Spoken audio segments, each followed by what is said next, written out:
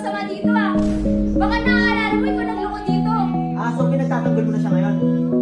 So pinagtatanggol na eh. Chris, ano ba? Tumigil ka na, tol. Ah, nagugustuhan mo na. Nagugustuhan mo na. Ganyan ka na ba kay Stugan ngayon? Ah, Ares! Ares! Sabit ka na! Hindi sabit! Parang yun yung pinaparating niyo sa akin. Sobra na yung sinasabi mo ah. Sobra. Sabi na huwag ka maturo dyan. Kita ko? Kita ko, Ares? Kita ko? Bakit hindi? Ina, Aris, may load na bitin, tol.